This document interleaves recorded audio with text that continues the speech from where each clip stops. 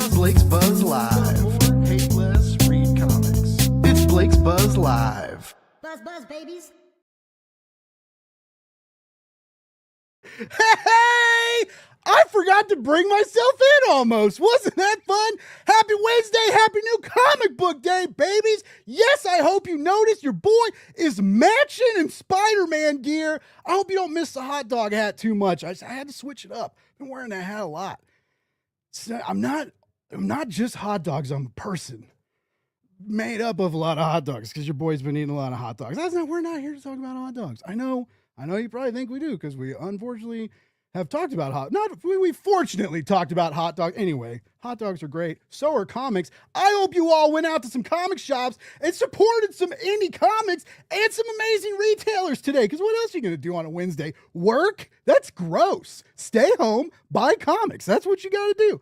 All right. So before we I have some amazing guests and amazing anthology and a Kickstarter project and awesome stuff to talk about and like good reasoning behind it, and just I guess we got some good feel good shit to bring on tonight. But first we got to talk about some ads and fun stuff. All right, first up, some of the comics that I am working on right now. Crossover Division number 8 by Will Allred is coming back to Kickstarter. The 8th issue, your favorite protagonists that are literary infused. I'm supposed to say literary infused protagonists, but I said it backwards, but that's okay because it's my show and I make the rules. Hank and Hector are coming up against Sherlock Holmes in this new issue, but this is not going to be a normal romp on Baker Street. No. It is going to be a wild and crazy time on Kickstarter, and if you sign up for that pre-launch page right now, guess what that means? That means you won't miss access to this gorgeous Tula Lote variant that is being offered during the campaign. I think that's pretty cool because you don't see a lot of Tula Lote variants on Kickstarter. Next up, I'm also working on Ruination. The second arc is coming to an end. The emotions are high. The stakes are higher. Everything is crazy. It's such a wonderful issue. I'm so excited about it. I know some of you are thinking right now, what? 12 issues? That's a lot of books to read. Exactly. But check this out. If you go to the pre-launch page right now, you can download the first issue for free. You can get some epic, indie, fantasy, magical goodness on any device you want. Read it, check it out, see if it's your jam or not. If it's your jam, follow the campaign, come hang out with us on launch. We're going to have great ways to catch up, hardcovers, soft covers, whole bunch of cool shit for you to check out. I love this book. I reviewed it way back in the day before Blake's Buzz was even a thing. So like kind of working on the campaign is like a kind of surreal, cool experience for me, which is rad. Anyways, check it out. It's a cool book. I would appreciate it. Also, it kind of shows that I'm doing a good job to my boss. Finally, this one's a little bit different. This is not a comic book. Booked for Life is a book on coaching. Blake, we are not life coaches. I'm a comic book creator. I know. But check this out. The book itself may not be for you, right? But we're going to have a series of add-on courses about marketing your book. Brian Cohen is a stellar marketer, right? So you can check out this campaign and you can back courses that are like pretty much like Zoom lectures that go over marketing your book, how to sell your book on Amazon, how to sell your book in certain markets, things like that. It's very, very cool. May interest some of you trying to, marketing your book is tough. It's whether you're on Kickstarter, the direct market, whether you're doing it on a website or one of the numerous digital platforms. So I encourage you to maybe look into that and maybe help out on your next launch. Speaking of launch, are you a creator with a comic or passion project that you aren't sure where to start with crowdfunding? Well, check this out. Blake's Buzz and Laguna Studios are here to help. From campaign planning and page design to marketing, fulfillment strategy, and full service campaign management, we've got your back. Reach out, hit us up. We'd love to build something with you. Things are tough out there, and it's okay to ask for help.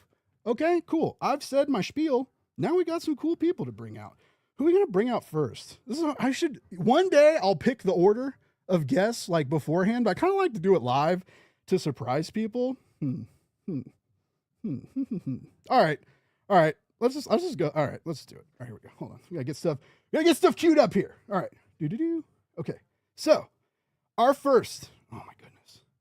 So I need a producer and one of those things that like the president has to read from, but he can't read words. The teleprompter. I need a teleprompter, like really bad. All right.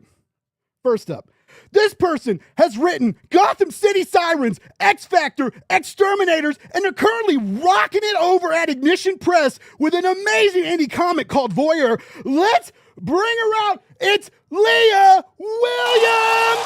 Oh my goodness. Whoa. Whoa. Calm down back there, folks. Leah, how's it going? Pretty good. Thank you for the enthusiastic welcome.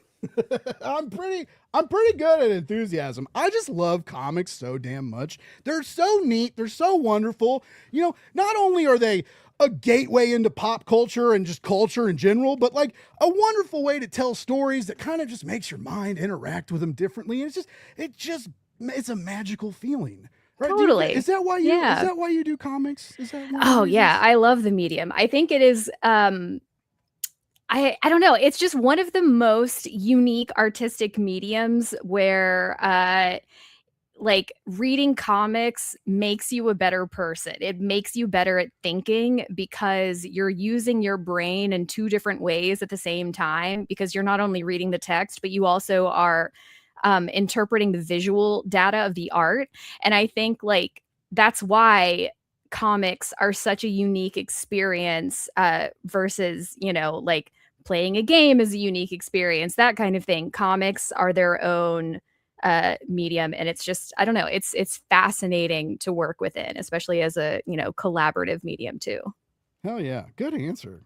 See, you should watch yourself. In the green room, Leah was talking about how she doesn't pay attention to like a lot of interviews. Like once they come out, and some of the other creators kind of said the same. Like not a big fan of like hearing themselves. But if you say smart stuff like that, I would clip that and put those on my own face. Like like send them to my mom and be like, Mom, I'm smart. The cost is like, I also say dumb shit at about the same rate. So it's a 50-50 chance of whether or not you're going to get the savant or the idiot. Fair. From an idiot savant. I've followed you on Instagram for a while. You are a meme master, and I love it. And yeah, no, I see that. But that's awesome, and I love that you put that complexity in your writing. You can bring like the heavy emotions. You can get silly with it simultaneously. Your stories are always so fun to read. We'll get back to more of how awesome you are and your co-creators that we're bringing out. But we do have a few more people to bring out. So let's see here. Let's all right. Let's go. Let's get this queued up. Oh man, I need to learn hotkeys. There's got to be hotkeys on this thing, right? Anyway, all right. This next guest is actually a good friend of mine, even though I can never remember his last name. He's an amazing designer and illustrator over at Oni, and he's also worked on and drew some amazing indie comic books like the Not Forgotten anthology and All the Devils Are Here. Let's get this dude out. It's Matt Harding. Oh my goodness. Whoa. Matt, welcome back to the show, buddy.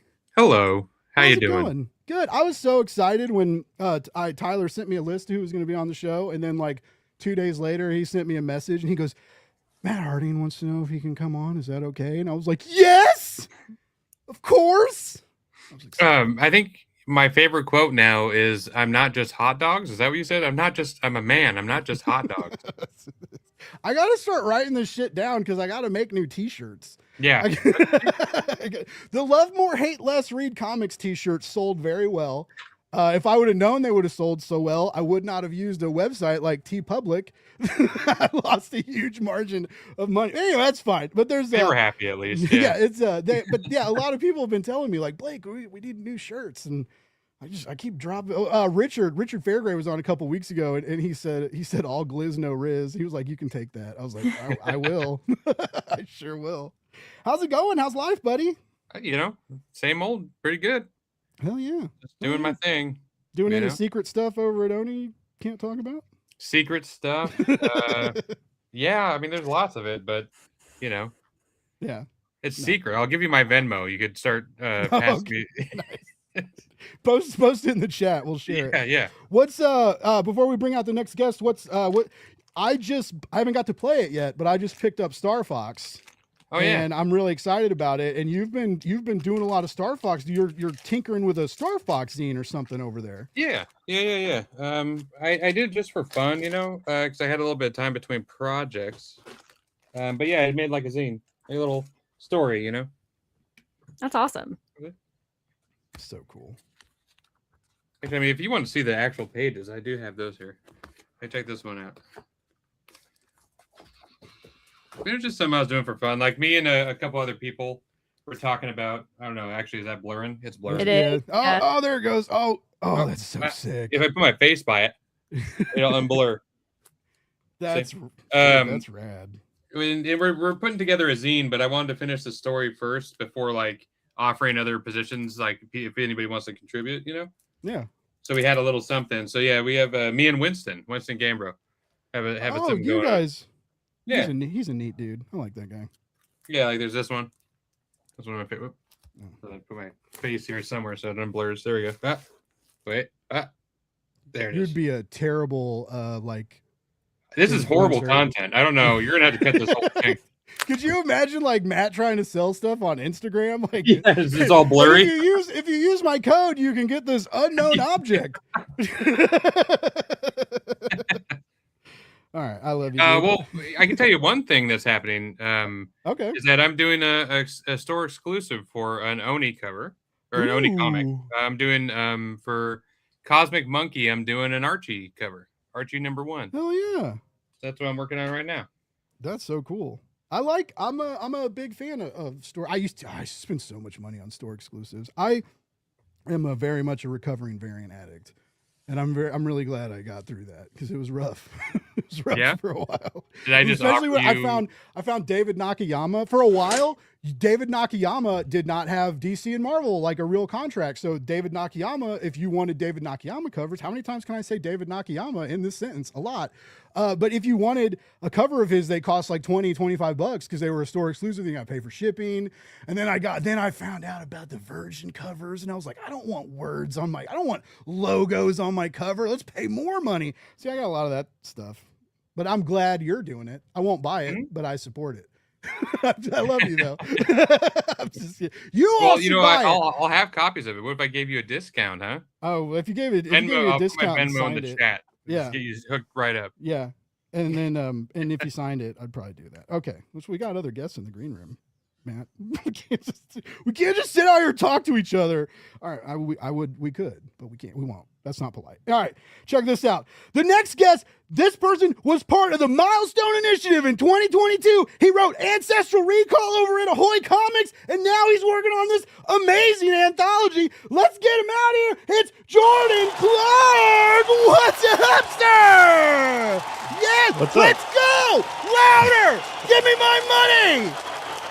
All right. I feel like I was at a con. What was that when The Rock got like a 20-minute ovation for that movie? Yeah. I feel like, That's how I try and make you guys feel special here. That's the I like how the applause just cuts. Like it's not even like a gradual cut. It just cuts like bluntly. I don't know what kind of production level you think we have over here, Matt, but it's just me. It's just me. I appreciate your confidence, Jordan. How's your night? How's your day? How's your life as a comic book reader? What the fuck? It's going pretty good. In addition to comics, I also work at my local library, and we just had a dinosaur puppet show. So sweet, you're a hero. What do you do at the library? Are you a librarian? What do you do at the library?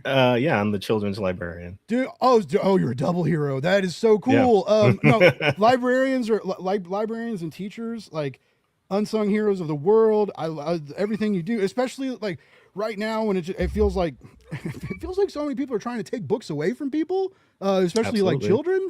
And I love that all of you are like kind of raging against that machine. Did you go to ALA? Did you get to do any of that fun stuff? I unfortunately did not get to go to ALA this year, but maybe next year. Yeah, someone get him out there. I don't know how that happens, but get this guy out there. No, that's cool. Before we bring out our final guest, what's your favorite part about like being a librarian focused on younger readers? What's the best thing about your job? Oh boy. I mean, as a comic creator, picture books are kind of like the beginner step into that. So, I love being able to just read not only just the latest picture books, but also like, I think from my perspective as a former teacher now turned librarian, people don't give kids enough credit for their general intelligence, emotional intelligence, and just general creativity. So being able to work with kids and kind of see them, again, connect the dots in real time, to see them kind of find inspiration in the books that they're reading or in the programs that we're doing, is always just really rewarding and inspiring. I'd much rather be doing that than adding numbers to some billionaire's spreadsheet. So I would too. I no billionaire would want me anywhere near their spreadsheet. For one, I'm like you put me. I'm a bull in a china shop in Excel. I will ruin everything and on accident. And I apologize prematurely. I would prematurely apologize if you send me an Excel. You'll have to walk me through it. I just built a computer. Like, I'm not dumb. But you put Excel in front of me, my brain cell, you can like see them leak out of my ear. It's crazy. It's a different skill for very specific people. I tried to get a job as a librarian assistant once, and I did not know how competitive you all are. I walked in there thinking, it's just an assistant, right? I could do this, right? And it was a warehouse. There was like 400 people in there, all reciting decimal shit, and I was just like, oh my god, I got steamrolled out of there. Just right out. It was horrible. Try again. You never know. Yeah, that's true. I've heard it's akin slightly to like fireman job, like, because a lot of times you can apply as a fireman and you don't get in, and they tell you the same thing. They're like, try again during like the next period or the next whatever plant things they have, like they do like recruitment stuff. But I've heard like at libraries, if you're like trying to get into it and it doesn't happen the first time, like, if it's something you really want, you're really passionate about, don't quit. Like, keep trying. Mm-hmm. So that's true. I'm not just full of shit. Sweet. True. True. Clip this. Someone clip this. I'm hanging on the refrigerator. All right. We got a couple more people to bring out, but just real quick, we got people saying hi in the chat. Kenneth, what's up, dude? Thank you so much for tuning in. Mad Prophet, Tommy, they did Tyler was on his show last night. Mine's gonna be so much better. Tommy, I love you, but they're gonna have so much more fun here. I'm just kidding. I love you. What's up, Joe? Joe's in the chat saying thanks for appreciating the Spider-Man gear. John Westoff, everybody check out Part Time Comics. They're making cool indie comics. What's up, Kurt? Thank you so much. James, thank you. I don't know what I said, but I'm glad it sounded smart. I assume it was me. It's my show, so I'm just going to assume everything Smart said was me. Kev, what's up? Thank you so much, everybody. All right, did we get everybody? What's up? It's Andy. If you guys like video games, follow Andy. He does a really great video game podcast, and he sees the future. He knows, he predicts like a lot of all this crazy stuff that happens in video games. He's been talking about for like 2 weeks before everybody. Anyway, we're not here talking about video games. We're talking here talk to guests about a comic book. I see a butterfly, I chase it. I'm sorry. This is everybody. That's how the show goes. I'll chase some butterflies. All right, let's bring out another guest. Here we go. This writer has been a part of the Deadbeats anthology and also wrote Queen of Bad Dreams, Quarter Killer, and some James Bond. Hell yeah! Let's bring out Danny Lowe. What is up? Hey everybody, how you doing? How are you? I'm doing all right. How you? I'm good. Nice to meet you. I've seen you around the comic space for a while. Both you and Vita working together and collabing, making the internet a better place and putting little assholes You mean yelling at people over Yes. things while I play video games? Yes, you are correct. I appreciate your service, though. But anyway, it's cool to finally meet you. I've read your stuff, seen you around. Very, very stoked to have you on the show. Happy to talk to you. And very cool. It was cool to see your name on this project, because I was like, yeah, like I felt like I mean, all the creators on this project have stuff to say. You're very vocal online, and I appreciate how you are just like, some people worry about what they say in comics, because it's like, oh, will I, if I say this, will like someone, not want me on like working with them or not. And I always appreciate how you're like, this is what I believe, this is what I feel, this is how it should be. And you put it out there. And I love that about you. I mean, my logic generally is, when I speak, if someone wouldn't want to work with me because of what I said, would I want to work with them? Obviously the longer I work, the kind of more freedom I have for that. But I was really fortunate to have friends like Leah, like Vita, who very early on, before I was in a position where I could, I could speak for myself in the industry, were like, we're not going to let anyone take advantage of you in very active ways. And my logic is, what kind of person and creator would I be if I didn't pay that forward, even to strangers, I guess? Like I have a space in comics because people who were willing to sit next to me. My soda, it seems to be imploding. Anyway, like, and if that, it's only right to, kind of give that space back to other people. And that usually involves me being really loud so that other people don't have to. Well, in a time where, as I'm sure some of the shorts in this anthology, mentioned, and we're in a time right now where a lot of people are quiet when they shouldn't be, right? Whether that's out of fear, or out of greed, or out of like not caring, but there's a lot of people that are quiet, that that's like the new thing of like when famous people are like, I don't do politics. Like, okay, chief, like, oh yeah, I was just reading about Mario Lopez saying that because he got posted on something like Actors for Trump or something like that, like outed as a Trump supporter. And haven't we known that forever though? Right, like, I thought so too. And I thought that was kind of like his response was like, his clapback or whatever was like, actually, I'm not political at all. Okay. Sure. Wow, you're Thanks worse. for chiming in. Sure can. You're ignorant and a coward. Thanks, bud. But the thing is, it's not ignorance, right? Because people who say that aren't really talking to anyone who's on this podcast right now.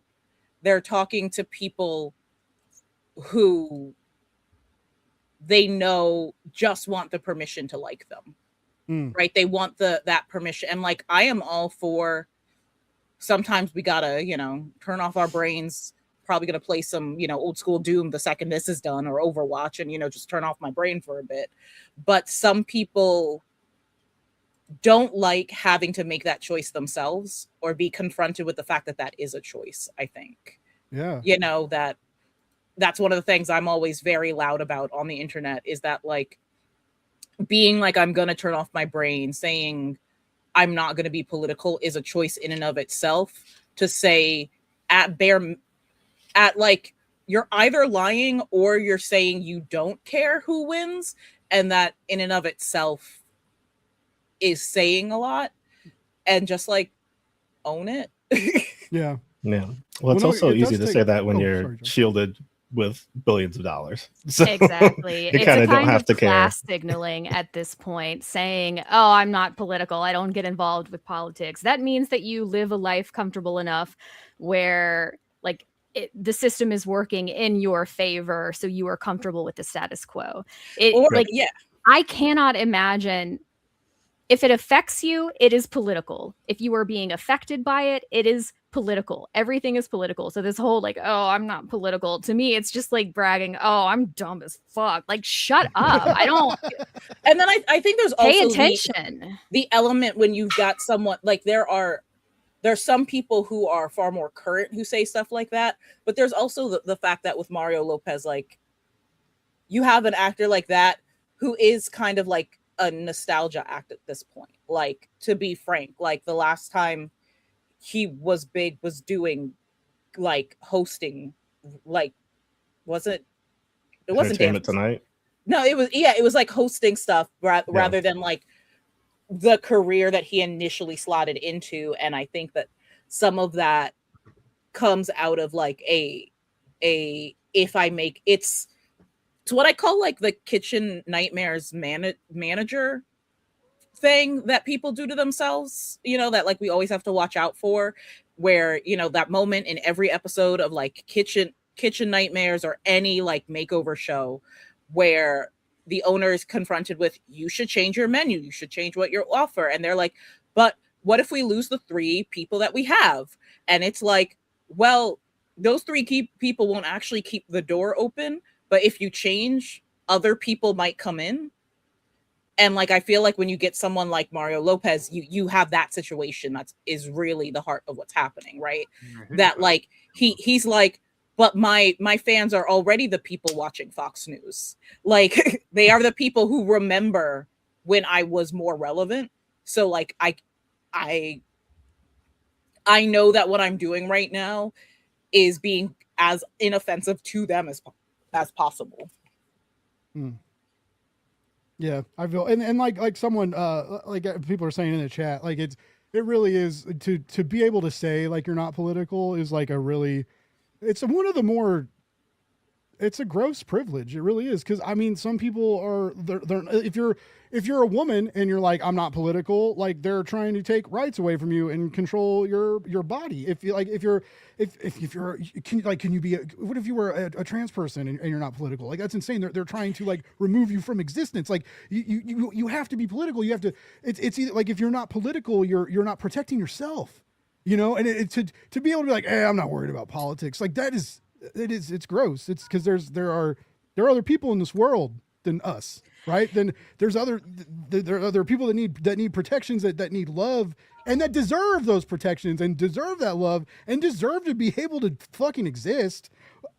Before we get I like where the conversation's going, but we have one more guest to bring out. So real quick, and we'll get right back to it. Last, but he's never least. He's the co-owner of A Wave Blue World, and he is one of the reasons that all of these amazing creators are getting together to do this phenomenal anthology. It's a wild. Oh, hold on. I wrote something cool here. sorry. I'm imagining that instead of being on paper or like typed up, it's actually just crayon on your hand, and you're pulling that meme. And they are, yes. And my palms are sweating. All right, arms. No, don't do it, Danny. Don't do it. Say the thing. No mom Say spaghetti. All right, we'll try this again. Finally, he's the co-owner of A Wave Blue World and responsible for getting all these creators together and launching a wildly pertinent Kickstarter campaign during a wildly pertinent time in American history. He's been here before, but we'll always take him back again. Let's bring him out. It's Tyler Gentino! Oh, you wanted me on? Oh, I didn't realize. I was just back here making spicy comments. He specifically said, Blake, I'm happy to be here, but please focus on everybody else. That's why I waited 30 minutes to bring him into the show. It's all that was good. a long intro. That was a long intro. How you doing, sir? Good. Yeah, thanks for having us all on. Yeah, I'm happy to just, be on screen if you want, or just continue the conversation. It's interesting listening. Hopefully both. Yeah. We're all here. We all have opinions, and I'd like to believe they all matter. Hopefully no one's gonna don't get us canceled. But I don't think anyone's gonna do that. But yeah, as we were talking, it's a weird time in America, right? When I was younger, I never thought there would be people with swastika armbands marching around waving flags. I thought my grandpa fought in World War II against that, and as a world and society, we'd progress to be that was a pretty bad deal. We shouldn't bring that back. So all this stuff is happening, but not only that, we've got ICE agents doing whatever that they want to do. They're people's rights are in jeopardy. We never know what's going to happen, from day to day. I feel like tomorrow we're going to start another war because of a reflecting pool. We're one step away from Iran terrorists were the ones responsible for carving up the bottom of the reflecting pool, right? And it's just, there's all these lies and there's this narrative, right? There's a narrative, and it's terrifying and it's untrustworthy. And so I love that all of you have come together to build a narrative that pushes against that reminds people that no, everything sucks right now, but we don't deserve that. And we do have power, and we're not helpless. And one of the coolest things about this book is that you all tell these stories. You remind people that they have agency. You remind people that they have grounds to stand on, but you help them how to do it. You show them it's not that hard to contact your politicians. I will not lie. The first time I ever like emailed a politician was because a Kansas City account I followed posted a link and was like, if you don't like this, email these people and call this number. And I did it. And I was like, when you actually like give people like the number to call, the email to send, it really makes it a lot easier. You know, it's I don't know if it's guilt, like, cause it's just like, you got the info, now you got to do it. But where did that idea come from? On top of like to tell these stories about this time in history, right? Because that's enough. There's power in that, right? Learn from example, you know, see from metaphor, see from the images, follow the narrators through the stories. But you went a step further and you decided to kind of make this like a political pamphlet, right? In a way. Where did that idea spawn from? Yeah, you mean to add the resources and the Yes. guides and things like that. Well, it was an idea that Vita came up with when we asked them to join the anthology. They suggested that we put some resources in. Getting Greg Pak in, he has a lot of resources online that he's always posting. So felt like it came kind of naturally. And then as the stories came in too, we saw, like, just from the pitches, we saw what type of topics they were bringing up. And so adding resources, it's good to have a story, but if there's certain things that they speak about in that story, then providing resources for how to apply that, you know, in your own life just seemed to make sense. So yeah, it all just sort of came together. It started as a seed of an idea and just kept growing as more people got involved, and I just got more and more excited about it. Joe's bringing up a good comment. There are a few people that just got arrested, like in like big time jail sentences, prison sentences, for spreading around a political zine that got like tied into to some riots where that cop got shot and stuff. Like with news like that coming out, I mean, obviously you're not going to pull the campaign and like run from it, but as creators, like you're all in this, right? You've all told these stories where you're in one way or another kind of raging against the machine. What's it like to like see stuff like that in real time? And you're like, I'm also like creating narratives that push against actions that I think are wrong. And under a slightly different scenario, it could be one of you. Like, what is that like being a creator, you know, and dealing with seeing news like that? Does it make you want to be, like Danny said, does it make you want to be louder? Or you know, like because I want to think that it would make me want to be louder, right? That it would make me be like, yeah, no, we got to do this, and like you know, and get in people's face. But there's also a fear, you know. There's like I can't. I mean, 30 years in prison sounds that's terrifying for making a zine. So I didn't mean to interrupt you, Dan. But I think that's the point, though, right? To scare you for stuff like that. And I think, you know, I mean, easily one of the most fascist things I've ever heard in my life, to give people more time.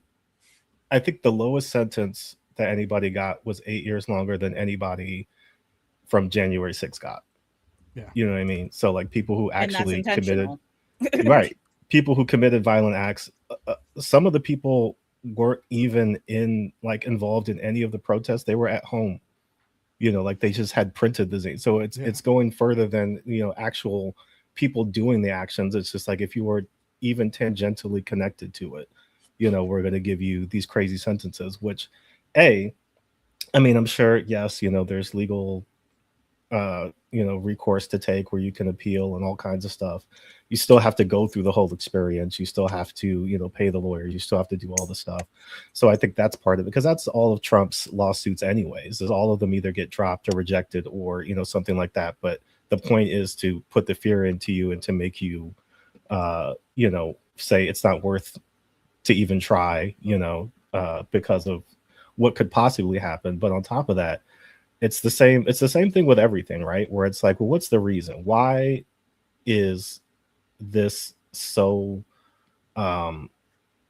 important to them to repress the information? Why is it so important to them to make sure that people don't have access to this information? Why is it so important to them to make people live in fear, you know, of spreading information, of having conversations? And it's exactly that, is that, you know, they don't want any of this stuff to get out. And, you know, everything in this book and everything in that zine is information that you can find.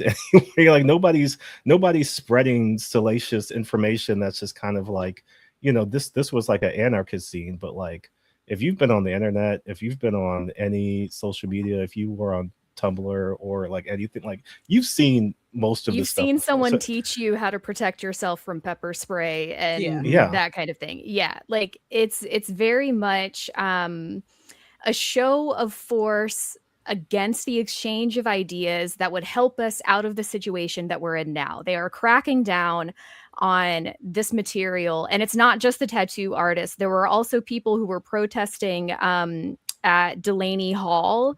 And because they had zines on them with, you know, leftist rhetoric, they've gotten sentences for up to like 50 years.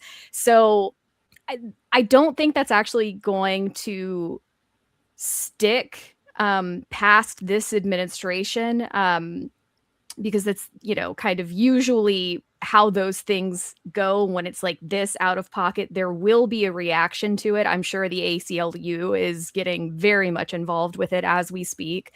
But the reason why fascists go out of their way to kind of try and tamp out this material or this kind of knowledge is because A, it is, you know, the solution to overcoming oppression, and B, it's also helping people envision a better future. And we're easier to control when we are unimaginative and unable to think of what a better version of life could look like for ourselves. They don't want people to be able to do that, to imagine a better future for us all, because they want to be able to control us and make us live in fear.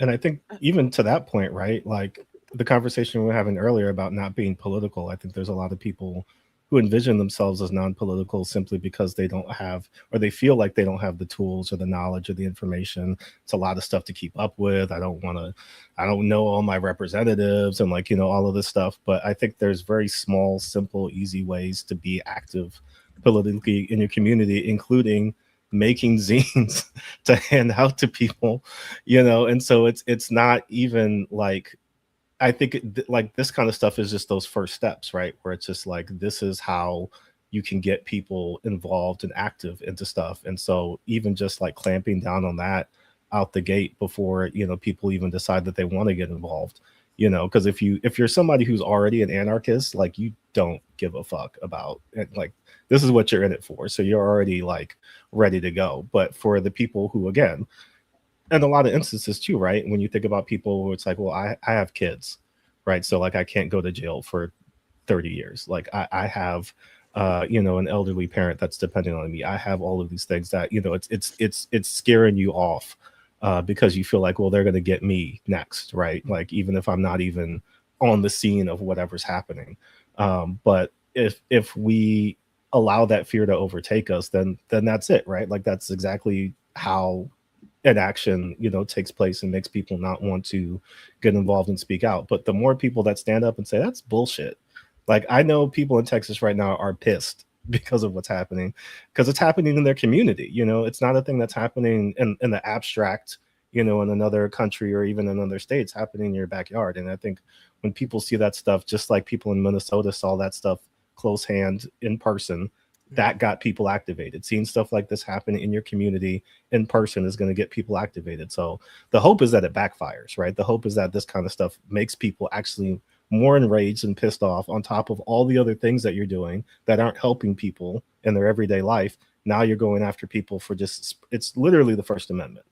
Like it's literally the thing that those kinds of people get pissed off about all the time anyways. So it's already a hypocritical thing, you know, when they're like, my First Amendment rights, but like this is literally people's First Amendment rights, so it's not even a question. And by the way, anybody there were some questions about like were they charged, were they sentenced and stuff? Leah, they were sentenced. There's some they were links for sentenced. people. I sent a link where you can read more about it. I try to provide material backing up the stuff that I say.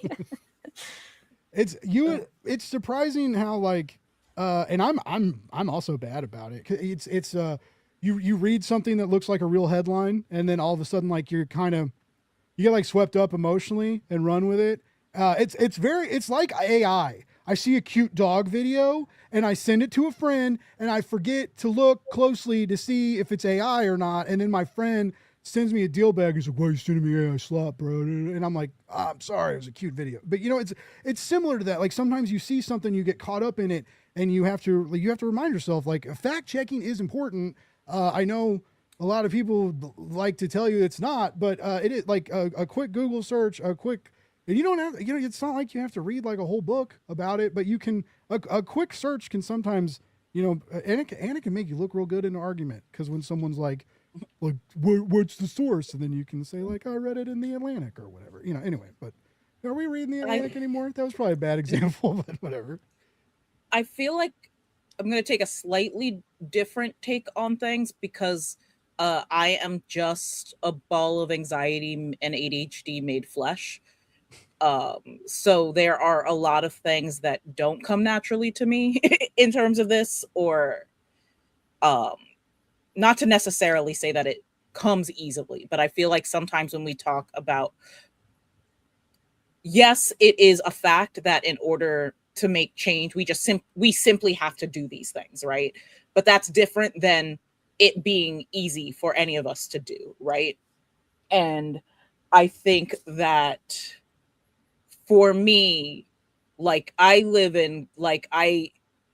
admit 100% to having like just paralyzed days of just anxiety and fear, you know, like, but then at the same time, to be blunt, I started having my name out in comics during the height of Comicsgate. I came into the industry with majority of my friends getting regularly, like, if not actually doxxed, almost doxxed. You know, waking up after a book announcement to see passwords to like a bunch of my streaming services being changed. Like, that happened at one point, you know, like, and so I came in where my personal life was already reflecting what was going to happen politically, if that makes sense. That the ways that I had to navigate in the comics space were, and the way I remember getting harassed and having like editors from companies send me guides on how to protect yourself on the internet from comic skaters, you know. And I know that there are plenty of people who came before me and hopefully will come after me that didn't have to get those documents from editors, you know. That was already the way that a lot of us were moving. You know, I've spoken, you know, about like talking with, you know, Leia about things and like being protected, but I know Jordan and I have also had these conversations. Like, we were moving, we came into comics in a lot of ways during the wave that caused what is happening now on the bigger stage, right? And so for me, this is always, I am a person who can't bring myself to make some of the phone calls that like I intellectually know that I should, right? But then that's why I participate in something like this.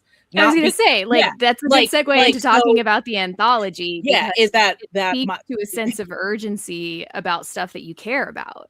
Right. And so it's the idea that, like, part of the reason I'm so loud online and so loud in my writing is because that is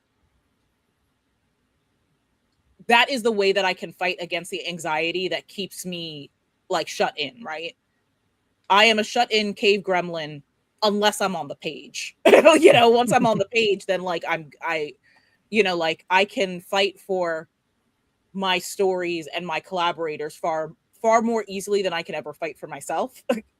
So comics is how I do that. You know, this graphic novel anthology collection is how I deal with that fear. You know, it's not like I do it in spite of the fear. That's why I'm doing it, you know. To spin off into just a little lighter territory for just a moment. There's a lot of you are at, you know, big moments in your career. You know, there's Kickstarter is a different environment now. Bigger names are going to it. Bigger publishers are going to it. But this anthology is surprising a lot of people with some of the names and talent attached to it. You really came out swinging with a lot of powerful voices and powerful voices with name recognition as well. How were you all like approached? Like, was it because how did Tyler reach out to you, or did he send gift baskets? Like, what? How did you all get roped into a Kickstarter project? Because I don't know if anyone's told you, like Kickstarter is amazing, but it's also a huge ball of stress. I'm looking at this room, and I know most, if not all of you, have an intense amount of deadlines that have nothing to do with this Kickstarter campaign. So, how do you get roped into crowdfunding? The answer, I guess it's like a kind of a life lesson that I feel like more people who want to break into comics should realize, is that you don't know who knows anybody at any given time. Like, Tyler and I go back pretty far, like before Deadbeats,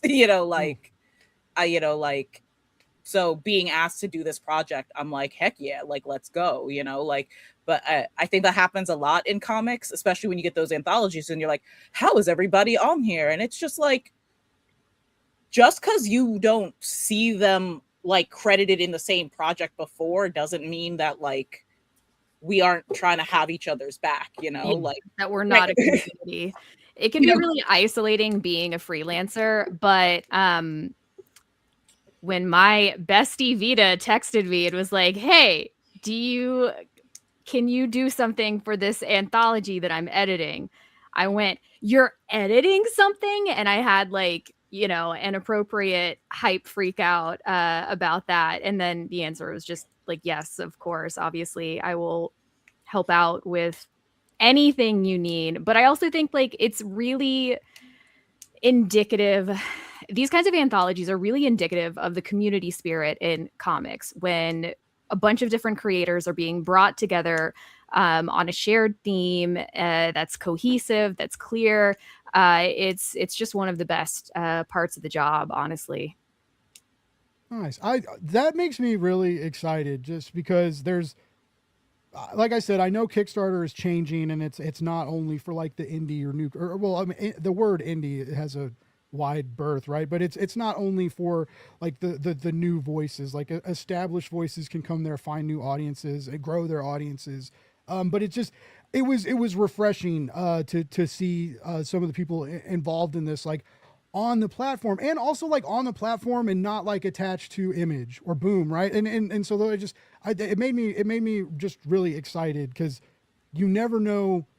Like one of the things I love about comics is like you never know what's going to happen, right? When two people get together or a bunch of creators get together and they start telling stories, and you get like you get all these hands in a pot in a wonderful kitchen. And so this campaign feels like that, right? There's like I said, a lot of people I've known I've followed for years, and I've read stuff from them, and I've seen how they are with fans, publishers, and peers online, right? And just like knowing that so many of you have so many like grand things to say. And apparently they're also all very different too. Tyler, you can maybe confirm this, but Vita mentioned to me that all the stories are shaping up incredibly differently, and I haven't seen them, so I'm really excited to check them out. Yeah, no, there's a great variety. We were wondering if we needed to push people in certain directions. That's why we asked for pitches first, but we were all ready to run in our own opposite directions. Yeah. All those unique ideas. I figured that might happen just because the basic premise is so unique, and being work for hire writers, we don't always get complete freedom. We're working, within the house rules of other places. So that was really interesting too. For me, Jared sent me this email packet that was like super intense, with like Uncle Sam pointing at me saying, we need you for this thing.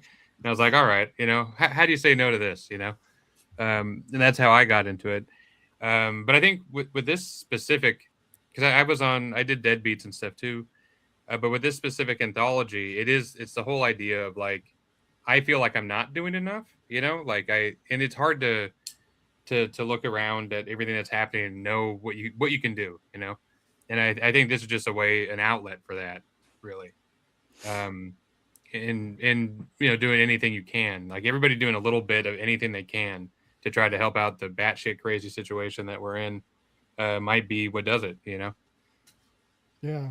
No, I could see. I feel like that would be really empowering too. Like to be like, I don't feel like I'm good. I'm doing enough, and then kind of like build a narrative of that. Like kind of how did you're teaming up with Jonathan Hedrick, right, Matt? You and Hedrick. Yeah. Have you worked with him before? I'm sure you guys know each other No. from like the indie scene, but No, this is the first time. But I liked his story a lot. His story specifically. I don't know how much am I allowed to talk about with the story. Yeah. The concept, yeah.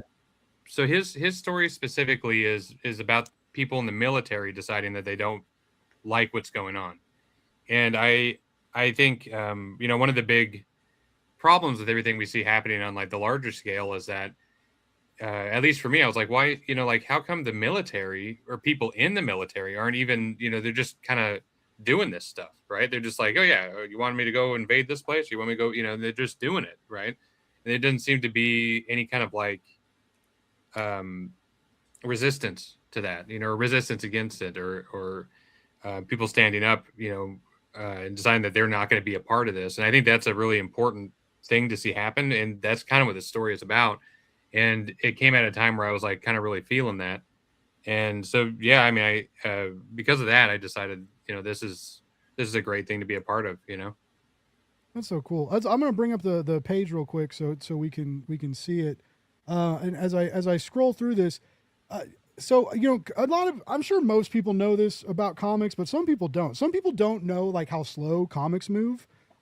It moves like so slow till like things have to go to the printer, and then everything has to move at light speed and be perfect, and it's so like stressful. But you all have been working on this for a long time. This is going to predate some of the bigger headlines that kind of pushed people into urgency or pushed people into calling their politicians, or like in the before times before we saw people getting executed on live TV, right? So Tyler, where did this idea start? What happened months and months ago or longer when what clicked and made you be like, we have to do this at Wave Blue World. We have to tell this story, and we have to tell it this way. Yeah, I mean, it was a lot of the things that we were seeing happening. I don't know how far to go back to what was motivating me to tell these stories. It's hard to say a specific point. I mean, it was after Minnesota before I thought of this stuff.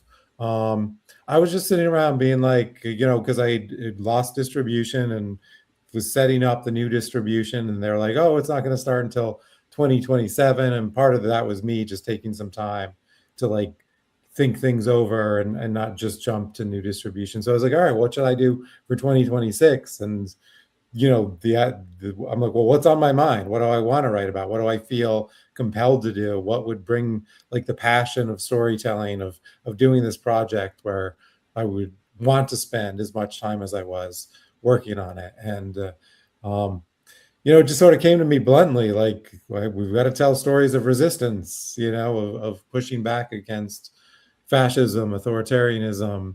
The name Civil Disobedience came to me, and I was like, all right, that's it. Hopped on the phone with Jared. Danny was actually number 2.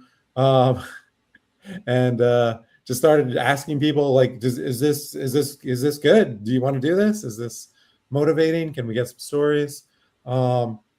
And yeah, that's where I came from. That we just, I didn't know, because I think one of my pitches was like, I know this isn't going to be the solution, or I didn't, we're not going to come out claiming that we know how to like solve this, or like the book will make a difference. And I think some people push back on it, like, no, we can, like the book can make some difference, in the world. Absolutely. We're doing, yeah. I think that kind of thinking is really common too. Like people not knowing where to get started or how, and being intimidated by like the skill gap of the kind of life that they want to be living and not knowing how to get there.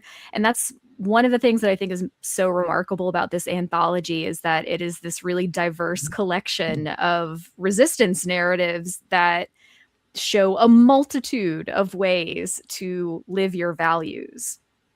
Yeah, I think that's especially true when you are immersed in both civil disobedience, resistance, community work. There are a lot of things that become obvious to you that aren't necessarily obvious for people who aren't in the work.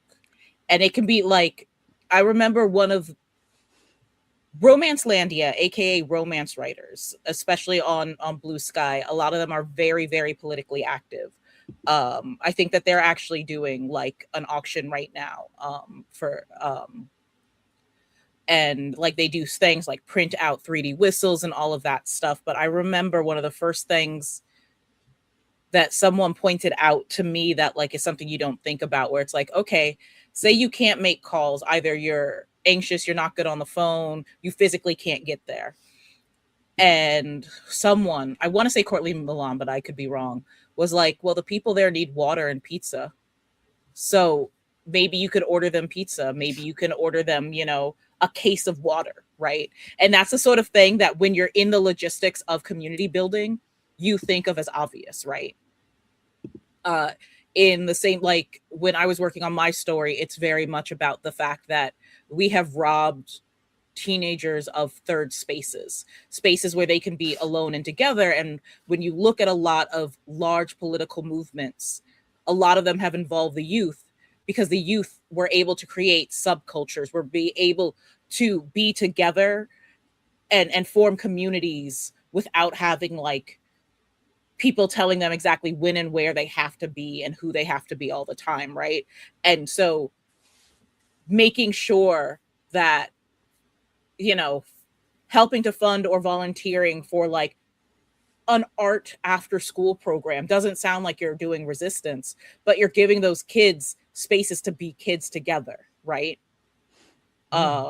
Especially when it is terrifying to figure out what to do, when more so than almost any other generation that we can think of recently, these kids were so isolated due to COVID and due to losing even the time in their second space in high school, right? Like they lost even having their time at lunch together, right? And keep in mind too, like this is a really urgent subject for me too.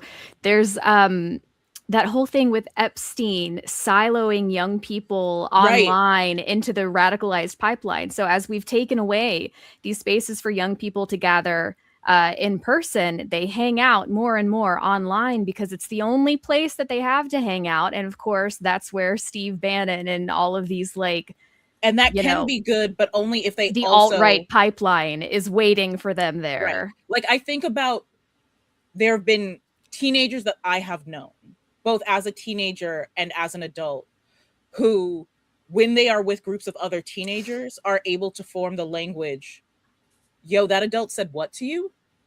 Like, that's fucked up. Like, you can't be doing, like, we all know that one loud teen who was like, keep your hands away from her. Yeah. Right. And might get in trouble for being loud, but was the reason you understood that what that adult did to you wasn't appropriate. And literally because of both COVID and because of fascism and the manipulative, insidious things that have been done around video games in particular, that development was robbed from these kids, right? And so you then see again the rise of like say I was on Tumblr like for a while, and I know looking back I'm like, oh God, I behaved that way, but in other ways I'm like, there's so much stuff I learned, right? But it was also tempered by actually being around people like me outside. Yeah. You know, Jordan, to be able to have like a space where it's like, oh, back when arcades were bigger, you know, oh, an arcade that all the kids would go to, and you kind of knew all the queer kids hung out there, but none of the adults knew that that's what it was, you know. Or, you know, you think about all the major cultural move, because like for me, I'm very big on music in particular, is incredibly political, obviously, but like hip hop does not happen if you had made everybody go in at sunset. You know, like rock and roll doesn't happen if every single club actually managed to successfully route out everyone under 18. You know, like there's so much there that's like, yeah, that feels like 101 if you're already like have the big checklist of what you're supposed to do to be political. But like, that's a lot of people aren't even there yet, and it's really fun to bring people into that level. A lot of what you're saying, I'm thinking about like what Jordan does as a librarian. We don't have malls anymore. I'm sorry, chat. Mall rat. Malls are so incredibly important. Were so incredibly important to teenage development. Yeah. It is. I didn't even. Yeah, we used to hang out. I was thinking about that the other day. Like I miss arcades. Right. I have a game. I have everything at home. I have like I can do. Like all the games at home I could want. But there was something magical about the arcades, and like even with all the new stuff, like shooting skee ball, like it was nice. It was fun, and there was like a magic there when your parents like dropped you off and picked you up later. Right. It was just like you were like still kind of supervised because there are adults that work here, but you're kind of on your own and you're in this kind of magical environment. We've danced around this topic of community a lot tonight. And Jordan, I was thinking about like you being a librarian and a lot of what Danny was just talking about and Leah about like how these communities are important, how a lot of youths have had their spaces taken. And I would never have thought like, like even if you're taken out of high school, like part of that sounds awesome, but also like, yeah, the seclusion in COVID like really wasn't awesome when we look back at it, like it was being forced to like turn into garage gremlins while and like never go out. It was weird. Anyways, Jordan, what do you think about community building, and how do you like because you don't want to like scare the kids, right? Like if you don't turn 18 and vote, we're all going to die, right? That's not going to get like a lot done, but like encouraging them to identify and find and go to safe spaces and bring their friends to those. And in my opinion, like a library is, like a library is a safe, comfortable, it's like a church, right? Without the gross stuff around it. And but what are you trying to like, I don't want to say like program kids, right? But you like to instill that, to get them engaged, yeah, to engage them. Yes. Yeah, I think, my library is in walking distance of a high school. And so we have a lot of kids that come to the library after school. And we are that third space for them, a lot of the times where, they're able to come. We have a little room that's set up for them with computers and all kinds of stuff. And they go in and play games and hang out and just talk for a little bit.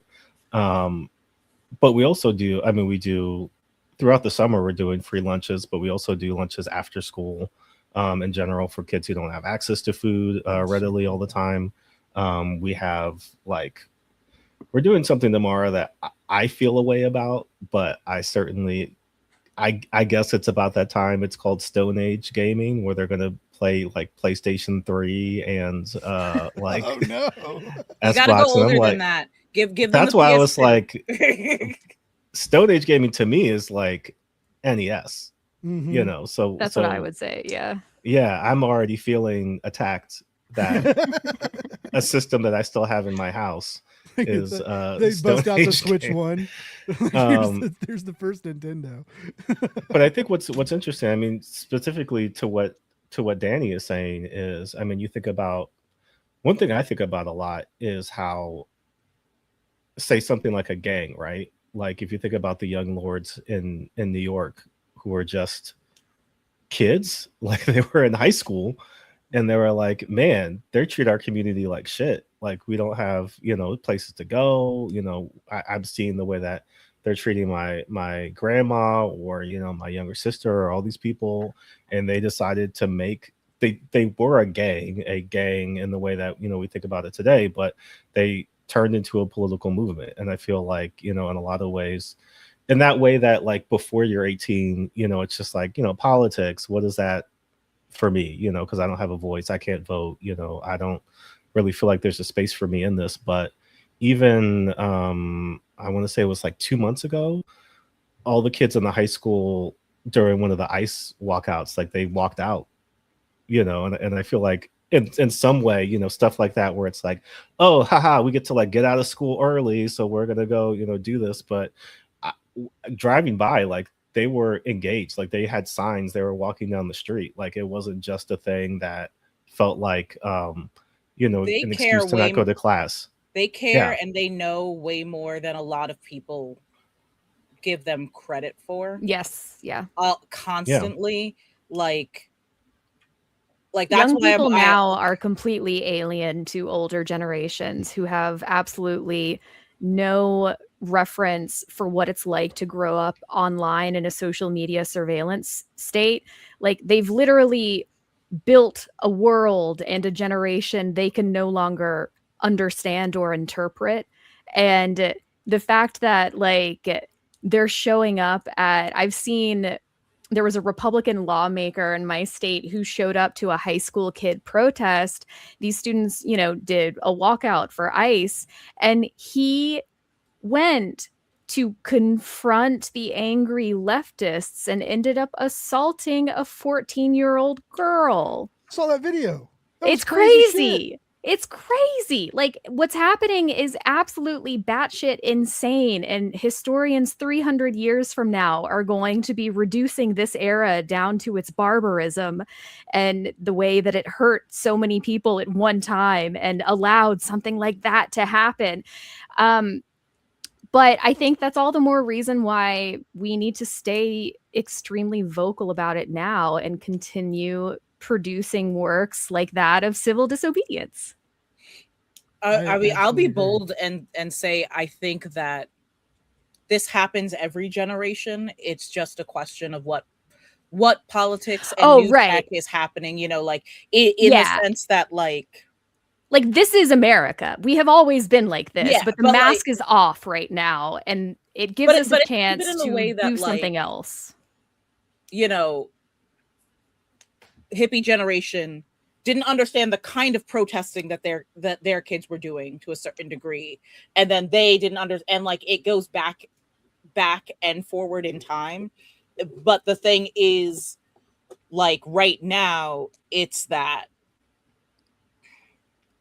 there is a particularly powerful, insidious group of billionaires and politicians who have learned how to use the fact that the previous generation doesn't understand, right?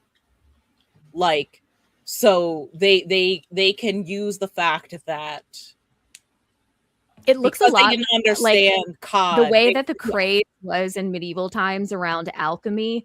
Mm-hmm. Where they lied to the peasants about what it is and what it can do. There's a lot of that happening right now where it's just about wealth extraction from the lower classes, where these billionaires are like, yeah, AI is going to solve every problem. Buck your water, more data centers. Like it's all and like marketing, there's this smoke and lies. There's also this wildness of how, because of the internet and because of the way that it allows for siloing people, especially with the formation of social media sites as opposed to websites, community building, is that with the siloing that's happening, is that I think a lot of people, especially older generations, don't know how much everything's connected, right? So like say for example, my thing that I yell about all the time is you look at Kalshi, the gambling, like the poly market stuff, right? I can make a direct line from that from Call of Duty. Right. And also the billionaires working with lawmakers to relax the also Counter-Strike laws about Go. it. Because when you looked at the old CSGO stuff, when you would have the loot boxes and there was, you know, back in the day, the big problem with CSGO gambling sites and their loot crates. A lot of the current gambling sites like Stake and stuff like that were actually founded by the guys that started the CSGO loot box gambling sites directly.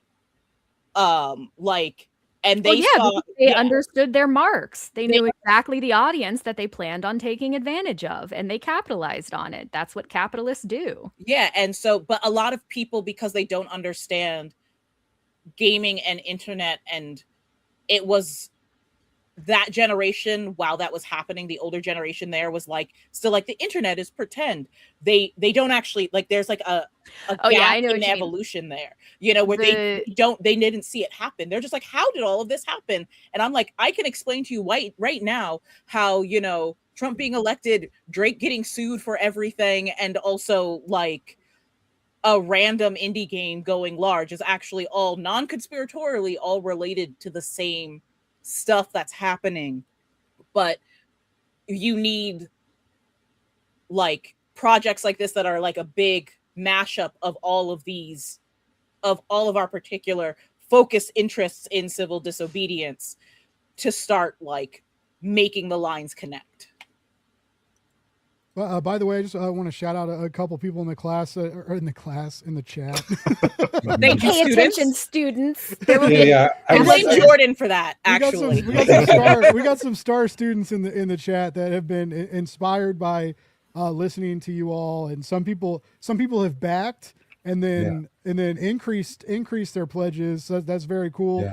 Yeah. Ian, what's up? Ian's in the chat. Great comic book creator. Yeah, so a lot of people have checked out this book. A couple people are saying, and I know you guys still got a ways to go, and a lot can happen in that final 48 hours. Though I've seen crazy magics happen in the final 48 hours of a crowdfunding campaign. But everybody in the chat, like, I appreciate you, but like let your people know. Like, honestly, like don't share the stream, but like there's links in the show notes to this campaign and everything. Like, share that. It's a lot of people don't realize like how much sharing affects the algorithm and stuff, and how free it is. It does not cost you anything to share that link. You know, and all it really does is help. But so yeah, appreciate the backers, but also like let people know this. There are a lot of voices encouraging change and encouraging better tomorrows for people, and it's happening in this book, and it's happening on Kickstarter, and it'd be really cool if people went and checked it out. You yell and get really loud, okay? Like, throw the guilt at them. Just, you know, if you don't back this book, America's gonna die, okay? Just my let cat them know. will cry. Let them know. My cat will cry. It makes this really obnoxious noise that wakes me up in the middle of the night because I'm like, oh God, she's gonna be sick. That'll be what happens. So that's just a punishment for me, not for anyone else. Yeah. Support. You got to support indie comics. Keep the cats happy. Yeah. And indie kitties. Yeah. We prefer to do as much guilt-free encouragement as we can. I guess we were raised differently, Tyler. Yeah. I was raised in a Catholic household, so I grew up with guilt. So was my wife. The guilt comes naturally to you. Like... The guilt is built in. Yeah. It's okay. My wife's also Catholic, so I just get to hear all the juicy gossip, like how there was a schism last night. By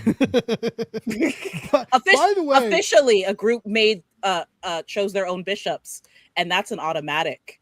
I didn't know that. Expulsion. Yeah, I didn't either. Excommunication. Yeah, no, there's an official schism that just occurred like less than 20 hours ago. Is it about AI? It is that really conservative wave of Catholics who really hate Pope Leo. Yeah. So it's about immigrants and AI. It's about everything. And like they really have been like threatening it for a while, but apparently in like 3 a.m. my time, it officially happened last night. And considering our vice president himself is probably one of those Catholics. He said something real shitty. I mean, he says something bad all the time, but he said something. He was like, my religion doesn't even have to worry about poor people. We talk about every shitty thing the president and vice president. Oh yeah, no, he was flat out like, my religion doesn't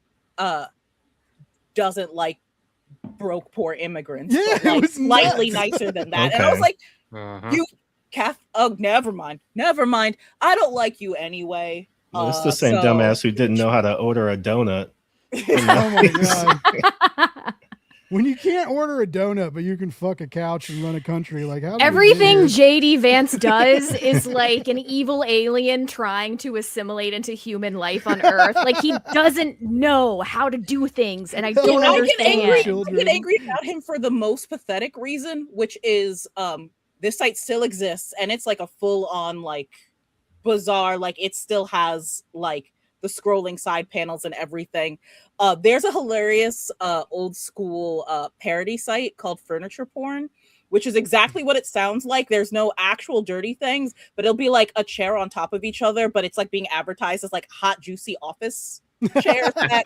Last time I checked, they actually did like stop motion with a couch and a chair. Like it's insane. And so I'm really upset now that like I can't even make reference to that site without like people talking about like the couch fucker. And I'm like, no, I am talking about the deep depths of the internet from a the live mid-2000s. internet theory. They took everything from us. They even took the furniture porn. By the way, Tyler, I want you to know it's been the conversation's been pretty heavy.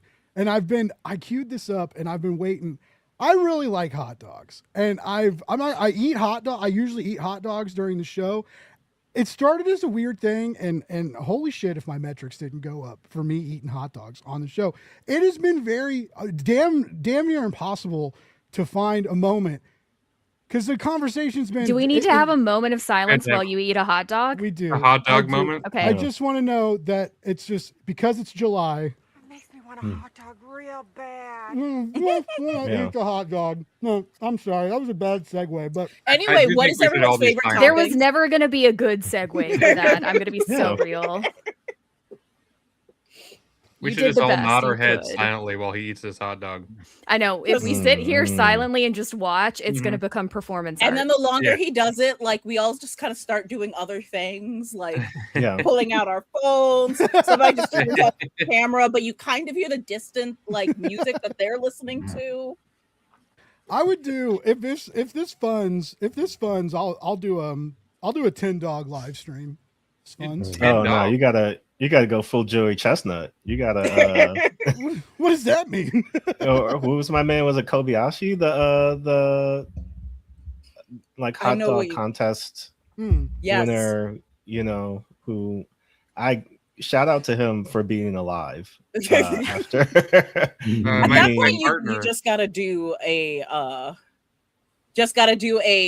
I will eat hot dogs until I can't. Okay. I guess hot dog until failure. my partner, she actually grew up with Joey Chestnut. I thought you were gonna say with hot dogs, and I was like, okay. Most of us grew up with hot dogs. You guys grew up eating hot dogs too? Yeah. Was he like? Well, she was a what was vegetarian, that? so best friends. I was gonna say, what was that kid in Hey Arnold, where Hey Arnold had to do I think it was a pie eating contest. Yes. And then it was the other kid who was like the machine. It was ice cream. They had to eat ice cream. Was he like that as a kid, or was he like a normal person? I mean, so his dad was a teacher, from what I know, or maybe still is, at the high school. And I don't know. I don't know if he ate a lot of hot dogs. I imagine he did. Well, yeah, of course he had to prepared in some way. I mean, he had to prepare. You don't just become. What if he'd never eaten a hot dog in his life? Yeah. That's why he's so into them now. He went from 0 hot dogs to exotic fruit. Because what you don't know is it's actually embedded in everyone's DNA. They have an upper limit of hot dogs they can consume in life. And so when he ate them late in life, he actually got all the hot dogs in at one time. Mm-hmm. His hot dog battery, or what do you want to call it? His hot dog. Hot dog by the way, I just imagine just being hit with hot dogs now. It's a different battery. A lot of people don't realize this. Yes, that hot dog had been sitting here for an hour and 20 minutes. It was wrapped in foil. I usually eat 3 hot dogs on a show. I ate 4 one time, and I got kind of the tummy rumbles. 3 is like the safe number of hot dogs. It's not the same hot dog. Some people have tried to be like, but it's the same hot dog. It just takes different bites. No, I eat 3. I usually eat 3 hot dogs on the show, which I added up the other day. There's 52 weeks in a year. That means if I only eat hot dogs on Wednesdays, I'm eating over 150 dogs a year. I'm gonna let you know. You can only do 3? I have questions for the viewers who are making your views spike, but only when you eat hot dogs. I think my favorite thing is seeing your hot dog plate. You've like ripped it open. It's not even like a gentle. You're like I'm eating this Yeah, hot no, dog. I had to get to the dog. But yeah, so the foil helped. But yeah, these they foil are helped. cold. They're cold dogs. People have been talking. They're like, Blake, you got to get a hot dog roller. We've talked about getting a hot dog roller and a hot dog cam for the live stream. Who's paying for this shit? I don't know. I'm monetized on Facebook. I get Also, you don't want a hot $6 dog a roller month. in the room because then it will always smell like hot dogs. And then when you have So yes, I eaten, do. no, because say you've hit your limit, say you've hit 3 or 4, you do not want the They room to do continue make smelling hot like dog specific toasters for Yes, very they do. cheap on I've seen online. those, yeah. Okay. I've seen those. So you could theoretically get like a little desktop hot I dog don't know if station. we're helping you. I I'm feel not. like I am feel like I'm being helped. Instigating. I am pushing you further down this dark hot dog mukbang path because I'm curious about where it ends. But you also I'm have so glad to- you said mukbang because sorry for everyone. I was like, she's gonna say she's walking him down this hot dog hole, and I'm gonna have to exist in this world because that's what I'm thinking, and that's an We have awful to- sentence. Like, out of all things to make your viewership spike, it's hot Hot dog? dogs, specifically multiple hot dogs. I Gotta didn't give make the the people rules, what they Leah. want, you I know? still don't really understand how it happened. I used to drink. I don't drink anymore. But I used to get really hammered on live streams, and it would like that was kind of the deal. And it was like, how drunk can Blake get? And there was one night where I was like, we were talking about OnlyFans, and I was like, the only way I would sign up for OnlyFans is if I could get like money for. Like people could watch me like shirtless eating hot dogs watching Attack on Titan. You And would make everybody so was much freaked money, out. first of all. That's just art at that point. That's just performance art. It's living art, you know. Maybe one day. I just don't. Wait,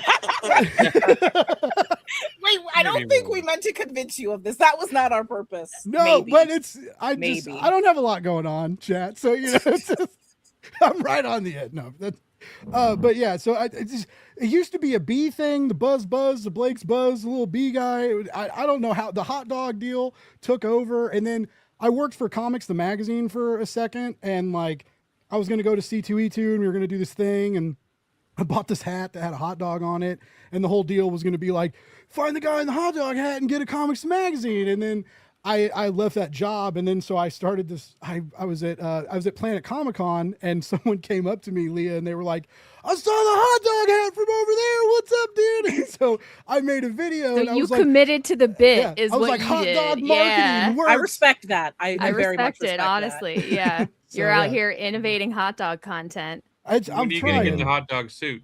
Trying to say, yeah. Again, the budget for the show is limited, Matt. We can only do.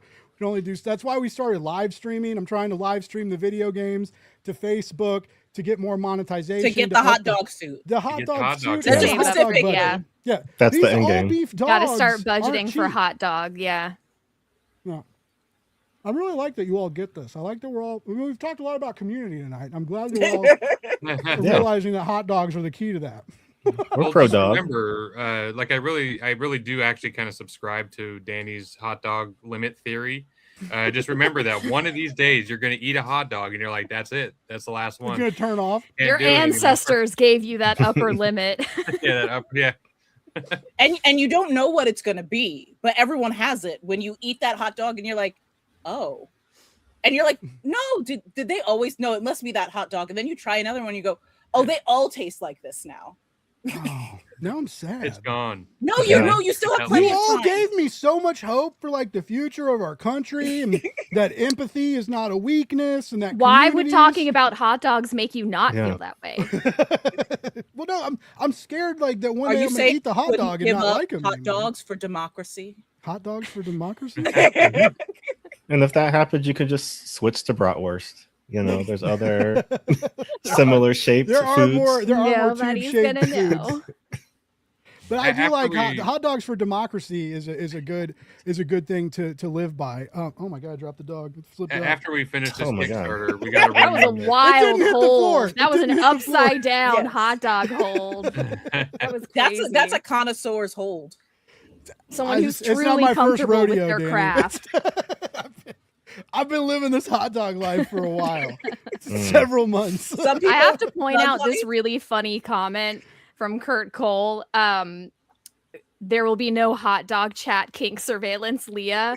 First of all, accurate call out. That's exactly where I was going with that, and you know it. Secondly, I just want to say to Blake's Buzz viewers, I know what you are. I know what you're doing. We're all a bunch of sick little weirdos, but we love comics. Well, actually, there's another comment that says, that's as a just comics. vegetarian, Blake's hot dogs scratch and itch. My GI no longer can handle, which is very wholesome and understandable. I can somebody because my YouTube thumbnails have hot dogs on them now too, because I went with the bit. Branding is important, and so Do you have merch yet?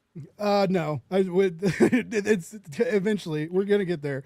You need like incomprehensible hot dog merch that looks cool enough that people are like, where the fuck did you get that? Oh, it's this dude eating hot dogs online.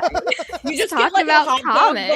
dog bun, and then in like a classic like kapow type font, it just says comics, or like in the hot dog bun.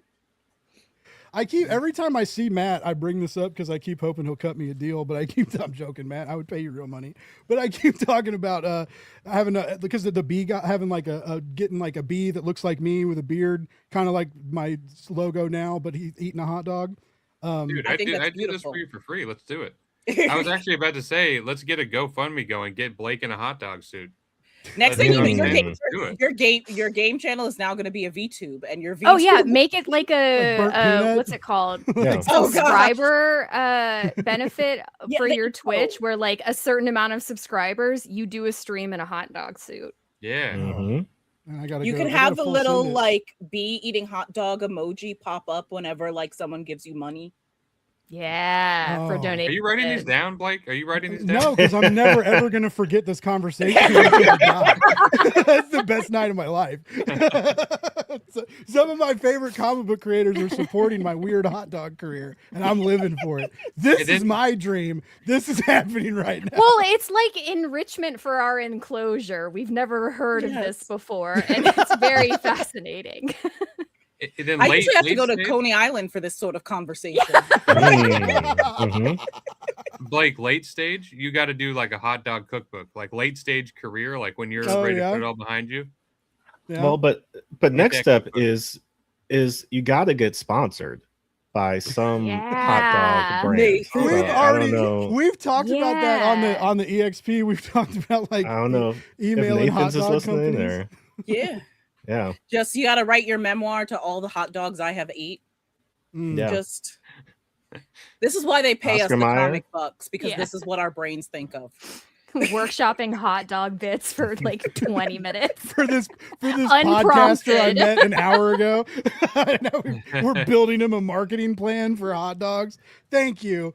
These are real Marvel writers attributing to my hot dog takeover of America, and I love it. But no, that's you can see the kind of genius and inspiration and excitement when people get excited about hot dogs. They can usually get really excited. That's a bad segue, but they can usually get really excited about You comics. Go started with it. really well. I know you I had was us in really the first excited. half. It like hit in my head. It was like that's not going to work. But no, I James just, in the chat got a good memoir title though. All hot dogs go to heaven. That Oh. one's real good. Mm. Oh my god! but that I is do good. know that banger. where the hot dogs go after I eat them is not heaven. So They're escaping. they're dead. Yeah, eventually. But no, all this this chat has been both like really heavy and also really fun, and I love that all of you can have those kind of conversations around a topic like this. We can laugh at the idiocy and be scared of it simultaneously, and I always think that's important because like oddly enough when I was a kid, my dad said something. He was like.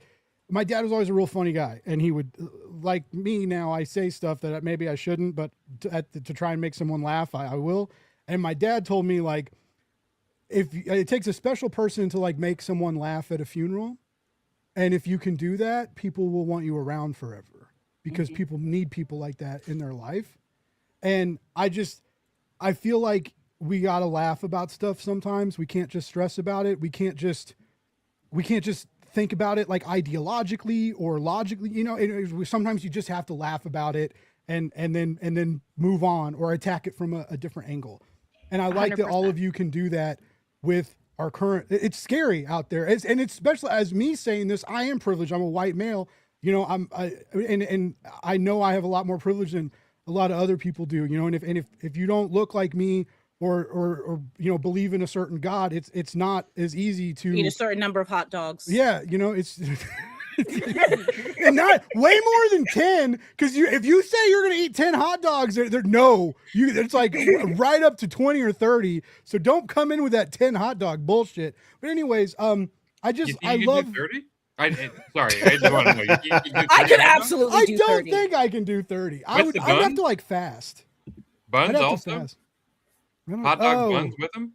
Mustard base too. Yeah. Give me a case of soda and I could probably do it. Soda, not water? That's diabolical, Danny. Wow.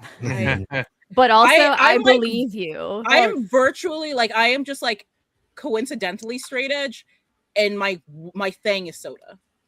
Like my wife will be like, "Please drink some water," and I'll be like, "Fine, I'll drink some water." Were you drinking Pepsi Zero earlier? No, no diet ones. Those are nasty. Oh, I thought you had a Pepsi Zero. No, it's a regular Pepsi. Oh, I'm diabetic. I can't do that anymore. It's my one thing. It's stresses my mom out to this day, and I'm like, I actively am like, my favorite snack is like a bowl of grapes or strawberries.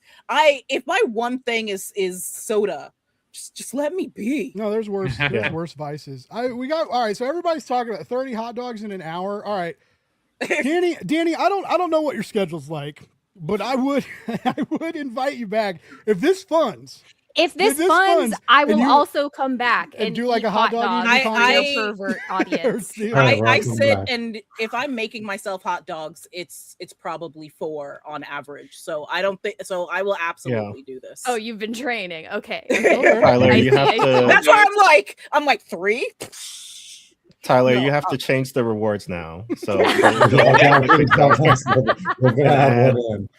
add Danny will eat 30 hot dogs. This is the weirdest. If this funds and gets 100 over goal, I will play Balatro while eating so many hot dogs. What a stretch goal! Probably just do that anyway. Well, I meant it. I'd welcome all you back, and if we want to have a big hot dog party, all right, to celebrate this. Because I'm down. It makes me want a hot dog real bad. I got that sound clip just for this show. Do you have a hot dog soundboard? I have a regular soundboard that has a lot of hot dogs, but not a dedicated hot dog soundboard. Come on, man. I have 2 sound bites. I have the explosive audience, and then I want a hot dog real bad. That's all I got. That's all you need. Yeah. Thank you, Jordan. I appreciate your insight on that. This guy tells great stories. This was like I said, it was such a fun conversation. I knew the conversation was going to get heavier. I knew the topics were going to be big. Was not prepared for y'all to make me laugh as much as you did tonight. So it was. I think I liked the way the conversation went, and you know. There was a Facebook comment that I mentioned in the green room that I thought Tyler dealt with very well. I would have said several different things, but I appreciate you, Tyler. You're a good dude. But you know, I'm glad that we are still in 2026, and most of us know that the personal is political. Okay, your body is political. What you believe is political. What you read, what you see, what you feel, it's political. And to run away from that and pretend like we don't want that in our media, or that we should be blind to it, or that acknowledging it takes away our enjoyment of a subject, that's infantile and ignorant. And I don't think that conversation has anywhere to be in comics anymore. Honestly, Well anybody said. who thinks that politics aren't in comics do not know the history of comics. I mean, like straight up, like it has always been that way. It's always been kind of like counterculture media, and people do things with it that they can't do on TV or in video games, even stuff like that. Like that's the whole point. At least for me, that's the whole point. It's always been like that. There have been some of the first stories that you'll find out of like World War II and stuff talking about concentration camps and stuff was in comics. Like Mm-hmm. if If it somebody wasn't thinks that, political, they just wouldn't don't have know. needed the Hays Code. Yeah. Yeah. Oh wow. No, I mean, y'all a great would've- point. Would have hated Stan Lee. Stan Lee took out Yeah. a back page in every Marvel comic and a Yep. soapbox just to flame people. Mhm. EC Just Comics. to let you know you were wrong. A Nazi came to Marvel one day when Jack Kirby was working there, and the threat was like, come outside and say the shit that you say about us Nazis to my face. And then Jack Kirby was like, okay. And then he went downstairs and kicked his ass and then went back upstairs and got back to work. Jack Kirby did that. That's so cool. I love like it bothers me because my grandpa fought in World War II and he got some medals, so like I know he was in some shit, but he told a couple stories but never really talked about it. And like he went there, he was overseas at 17 like fighting, and so that's just crazy. And to like I don't know what if he was still alive. I know most of the World War II veterans, most of them have gone now, and it's just like to see that, to be that young, that scared, sent overseas, fight for your country because of this thing you believed in, or because you got drafted, or both, and then to like know that you won, and then to like turn on the TV and see this marching in the streets, like it's disgusting, and yeah, it's we need movies to remind us about it. We need literature to remind us about it. We need pop culture entities to remind us about it. You know, comics, zines, reels, shorts, weird animated shorts. We need a lot of this stuff because it is going to be studied later. Literature and projects like this are going to be studied, later. Like how did Americans get past this? Or it may get worse, right? And what movements in culture and counterculture led to to get America out of this like fastest grip. And if you say that I'm full of shit that there isn't a fastest grip on our, like, I wish I could be that ignorant. Like, good God, I'm a large man and I'm over 40 and I'm cramming hot dogs down my throat. I know I'm not the smartest dude in the world, but at least I know that. So it's crazy. And I'm so happy all of you are doing this project. And I know you still have a lot of ground to cover. And I know it's been a lot of work, and I know there's probably been a lot of comments like the Facebook guy we're talking about. And so I know this is gonna sound real cheesy, but I'm real proud of you all. Like in a time where like we talked about earlier, people are trying to scare us into silence. It's important to be loud, and this project is loud. I would lay up it in the. I wanted to make sure that we end on Thank you. Is a it not happy the- note. It is. Posterity, yeah. I love it. I It is- linked the furniture porn site, not to We're gonna completely put it in the chat. The undermine. fact that it's still like, Blake's people are like, sincere dead outro internet, here. everything's gone, but furniture porn still lives, and it is incredible. I'm It is actually just- stoked to check it out. I thought I knew a lot about what was online. I'm online way too much, but this is a new, entity. I used to be like a true lurker on like something awful hell dump. Like, so I know all the like the most random things. Like I was back on something my awful when God. Slenderman was created. Like, It's good, right? The furniture oh site. my It's so God. fun. Hot So outdoor classic. action. It's such an amazing website, and it has existed maybe longer than 20 years at this point. Like, I was in high school, I think, it's listed as 1992 Wow. God Nice. to bless. 2000, and it is Amazing. so funny. It still says contact the webmaster. I didn't even I know the internet just- was around that long ago. No, like it's ridiculous. It's probably just straight up like 2000, and they're just absolutely bizarre. But I have watched from it being like less of this stuff, and then I remember one day, does that say stop motion? Did they make a video? I think that there's a lot of this stuff out there still. I'll send you links. I don't want to like go down another rabbit hole, but I have toys to show you. I Oh have my more gosh. websites that I'm gonna DM you after this. This is gonna be amazing. I always love the fun stuff that gets uncovered in a Blake's Buzz episode. Everybody's always like, that dude's weird. He just yells and eats hot dogs all the time. I build community and friendships here. Everybody in this chat is stronger because of this hot dogs. It's furniture porn, and now I'm questioning the community we're building. But that is okay. The hot dog based culture community that we're building. Danny, it takes all kinds. You know? I feel like my wife said that to me today in reaction to some nonsense I said.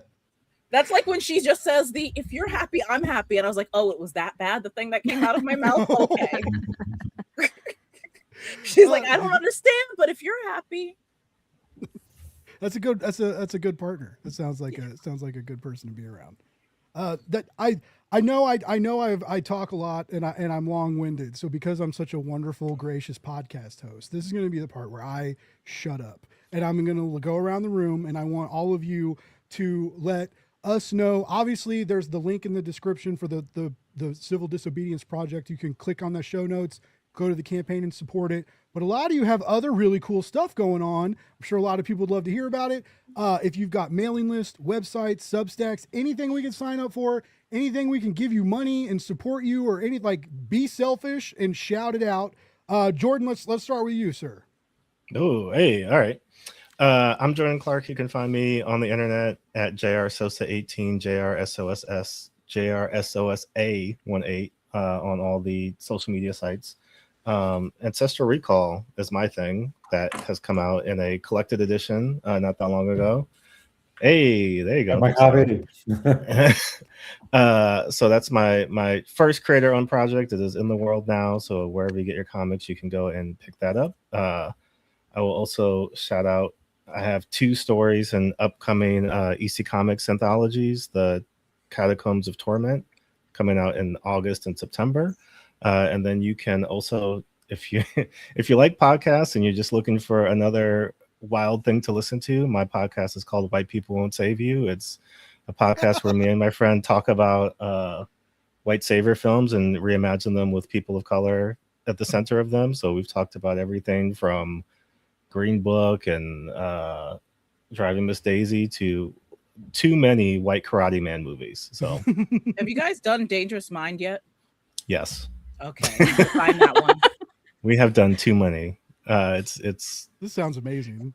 Yeah, it's my burden now that we have taken on. Also, White Man's Burden. If you have not seen White Man's Burden, this is a movie with Harry Belafonte and John Travolta that he made right after he made Pulp Fiction. It's the log line is in a world reversed. And so white people are black people, whatever that means. It's a knots and crosses thing, isn't it? They don't explain what it means. They don't explain how it happened or what's going on, but it is one of the craziest movies. John Travolta does eat a hot dog in that movie. And they have a whole conversation about putting salt in your ketchup, and it's some kind of cultural exchange. It's insane. But these are the kinds of movies that we watch. So if you'd like to hear us talk about them, you can check out the podcast. That sounds great. I'm totally checking it out. And I don't remember the hot dog, but I remember that movie. That's a heavy movie. I saw that when I was a kid.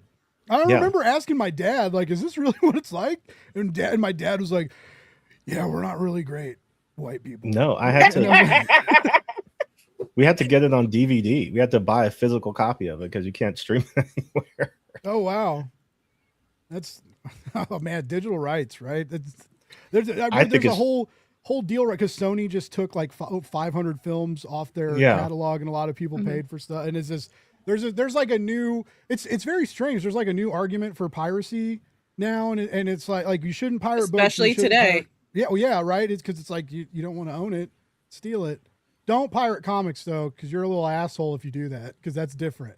Steal from Hollywood. you wouldn't steal a car. You wouldn't steal a comic book. Yes, I would. Wait, I didn't say that. Never mind. Would you download a house? Yes. In a heartbeat. It's Yeah. called 3D printing, guys. Download a house with an office and a studio and a basement.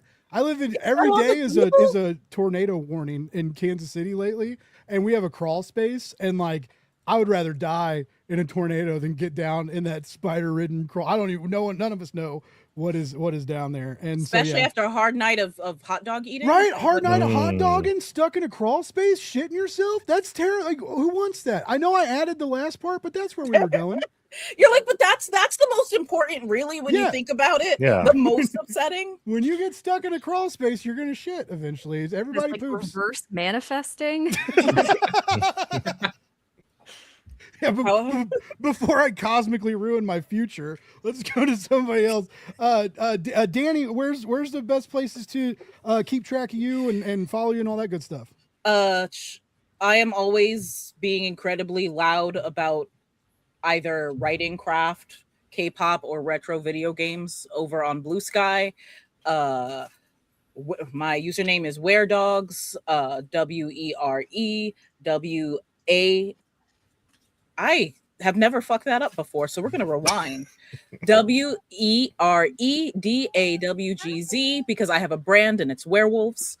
In terms of things of mine that you can read, heavily recommend.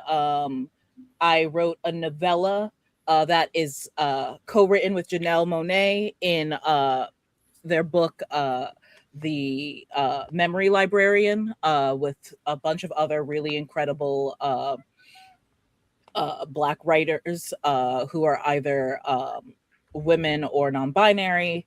And then also there is Bloodline, who is Brielle, daughter of Blade, over at Marvel. Those are probably top things I would recommend off the top of my head right now, and it's totally not because I looked over at my shelf and those were the first two I saw, but we can pretend like I didn't say that out loud. I feel like authenticity and honesty do well on this show, so we're on the right path. You've certainly cultivated a vibe here. Thanks. I try. I know I'm weird, but I mean, usually everybody feels comfortable and has a pretty decent time on the show. Like, and no one's ever been like, Blake was boring or Blake didn't have anything to talk about. So at least I got that going for me. I never shut up and know a little bit about comics. So we can usually, if we get in the weeds, I can usually pull us out. I've always told people that too. Like, when people ask me, like, if they start a new podcast or ask me for advice, and I always tell them, I'm like, be real familiar with the guests, but like, don't lean on that. Like, have fun with them, joke around, tell stories. And if you kind of run out of stuff, then you go back to the book.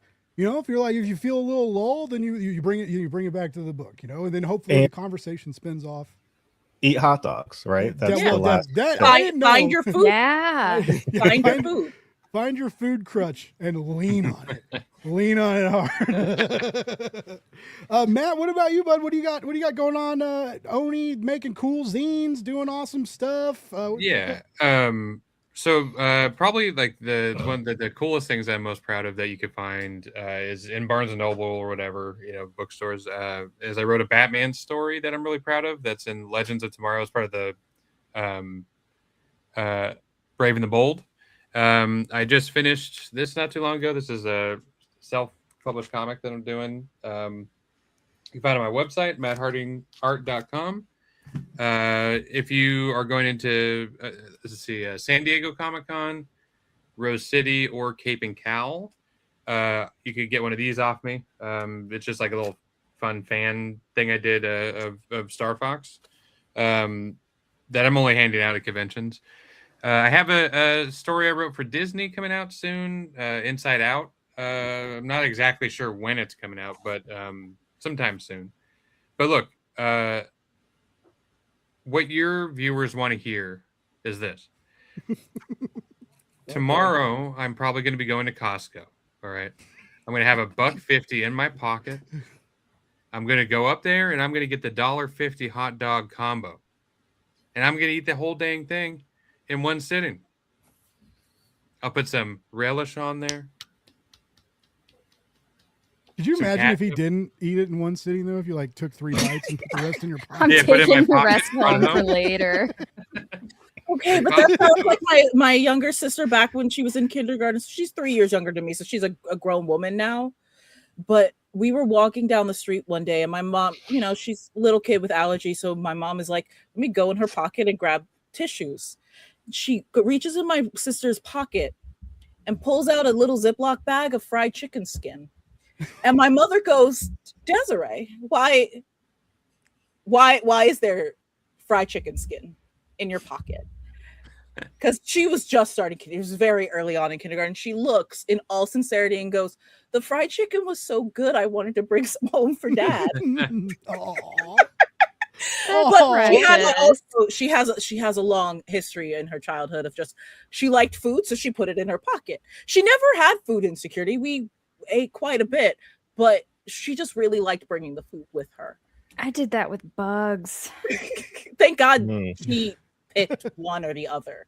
Yeah. But yeah, I would have done the bugs, but my mom was not a fan. Neither was mine. By the way, Mad Cave's David Hazan is in the chat saying he has a complaint. I was wondering. I'm so curious I about would love this to know comment. what that was. And then we have an opposite. Please of let it complaint. be not enough hot It dogs. probably will be. Also, he needs to come back on the show. I haven't talked to him in a while. I miss you, David. Is Tommy he by the Tommy horns? says, "What Is did he you the say?" by the horns guy? Am I thinking the right guy? No, that's Marcus on. Oh, okay. Yeah. Wow, Matt. Don't make me look bad. in Oh, front of the God. crew. No, that's cool. We Nottingham. I'm just kidding with you. What about This this? is the Nottingham, David. That's Whoa. what Nottingham. Yeah. Mm. Nottingham. At least I knew your name and what book you wrote, sir. Like, yell at Matt, not me. Continuing with our where to get cool stuff from y'all. Leah, what all do you have going on at Ignition and elsewhere, and where do we follow you and get your stuff? I'm working on a couple secret things that haven't been announced yet, but I'm super, super excited about. One is going to be my next book with Ignition Press, and it's a cyberpunk horror book about a headless woman. And I am also working with the Wonder Woman office at DC for the first time and co-writing a one-shot with Stephanie Williams, who's also participating in the anthology. Sick. I love So- Stephanie. I do too. And we're having a blast with this. I'm really proud of the work that we've done. We got way too ambitious. And I think that, working only too together, we ambitious ended up with it. If it doesn't work. Right. But it And I works, think it is. So you can pre-order that now. It's called the Matriarch Special. And I stream on Twitch. That's the best place to find me. X-Men Comics. I'm also X-Men Comics on TikTok and YouTube, and I've had that username since before I wrote any X-Men comics. Do you Just like as a do you fan. game, or do you get on and just like talk comics in the industry?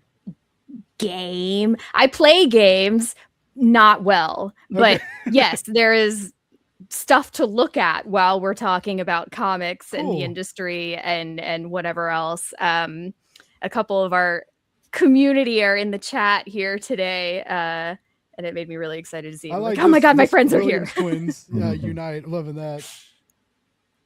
I'm stoked to see. Stephanie's having such a crazy, amazing year and doing some a historic one, phenomenal- even. Well, yeah. historical with the Eisner nomination, yes, and but just like from Street Sharks and Wonder Woman, and just she's writing some really great comics. To see her And is one of recognized. the genuinely coolest people in the entire She industry. seems Mhm. real Yeah. cool. She seems like very real and very, very cool. She seems like She absolutely Absolutely. is. Just like on that list of people in the industry where it's like if they called and were like, I have an emergency right now. It's what do you Yeah. need? hell yeah. Tell her how much fun you had on the show, and I would love to interview her. I'm just okay. You don't have to do that, but yeah, I've been a fan of her writing. So yeah, to see her having this amazing year, and I love what she's done with Wonder Woman. She's been tinkering around over there, like with the crossover, like a couple years ago, and doing like some other stories and stuff with Tom, and like I'm very excited Now to she's see. doing issues 35 and 36 of Wonder Woman. She's writing those, and our special kind of dovetails out of those. So Mm-hmm. I don't know. It's really exciting to work with material from somebody as brilliant as Stephanie, because she's so community focused herself, and she's really aware that she's in a shared sandbox, and she's like, okay, so let me make sure Leah has some toys to play with in her story for what I'm setting up. Like, she's just absolutely brilliant. Awesome. Again, when you're having fun with your co-creators, like we as readers, like we can see it in the pages, and the reading experience, it multiplies. It's just you can really see that magic happen when the co-creation, I was gonna nope. I almost did a juices flowing deal, but I was like, that's gonna sound weird, so we're just not gonna do that. But as opposed to anything that was said this evening. yeah, right. As opposed to all the normalized hot dog chat and People Like, are looking at credits creative you're pouring right juices now. flowing is an existing phrase in I think all of our minds. We know what that means. Creative hot dogs rolling. There you go. There you go. Let's get these creative The hot dogs rolling. rotating. Oh, Speaking of rotating hot dog grease, Tyler, what do you got going on over in the Wait, real fast, I see Kirk Cole in the chat, and I wanted to mention, you didn't mention the trade paperback of the series coming out. Oh, right. Thank you. I'm nice. sorry. This is my first creator-owned book. I've written for Marvel and DC for almost 10 years, and this is my first original comic book that came out this year. It's called Voyeur. It's a spicy art heist from Ignition Press, and the trade paperback, the collected, all 5 issues, will be coming out in August. It's available for pre-order now. Thank you, friends, for the reminder. I'm not great at talking about this stuff. This is the cover to number 5. This is the coolest cover ever. The reason to go on podcasts with friends is because they'll remember the things you've done, and you don't have to. It is helpful. And also, like, everything, I haven't read everything that Ignition's put out, but I've read a lot of it, and it's banger after banger after banger. It's just like, I've had conversations with people, and we've like laughed about it. Like, are they ever going to slow down? Like, or like eventually they're going to put out something that just isn't like, It's just not called everything. Ignition. Yeah, it's awesome. It's great. They do great stuff. So yeah, I'm stoked for that trade, and excited that you have something new coming out with them, Leah. That's exciting. We talked about that when I met you in Kansas City. I was so impressed because they had this huge presence in Kansas City. They had this great lineup of creators and a cool Ignition sign that lit up. But what I thought was really cool was they brought in custom chairs for like all the creators. So like all the talent had these like not con chairs. They had like cushions. We had on very them and comfortable, high backed, Nice. like Yeah. armchairs. Yeah. I was like, you guys get it. They know what the, so, and everybody like echoed that. Like I mentioned the chairs, and it was like, it's not just the chairs. Like like Leah, you said, like you just constantly felt like empowered to like tell all the stories you wanted, and you just like always felt at home, and felt like you were part of the team. And all the creators said that, and just when you hear all these horror stories about a lot of indie publishers, or some indie publishers try and do too much early on, and that doesn't end up. And it just seems, I love the success they're seeing. I've known Jeremy for a long time, and he's great people. So I love that all you guys are just killing it, having a great time, making amazing indie comics over there. It's super cool. But yeah, speaking of hot dog grease, Tyler, back to what's important. Where's the best place to keep track of Wave Blue World? You guys have the new art center and stuff too. Like how do we keep track of all the cool stuff you got going on? Well, I mean, if you're in Brooklyn, I've got an art store, creative center, a bit of a third space with art supplies, WC Art, in Brooklyn, in downtown Brooklyn, if you're in the area. If not, awbw.com online is the website for Wave Blue World. And then either a Wave Blue World or Tyler Chintanner on Instagram. Where else am I? Blue Sky, TikTok, I do my best at. Facebook, find me either of those places. And I highly encourage you to do so, because A Wave Blue World is a very phenomenal publisher, a lot of great voices, strong voices with a lot to say. As you can see in this new project we've talked about tonight, Civil Disobedience is live on Kickstarter. It needs a bit of love. Pass this thing around.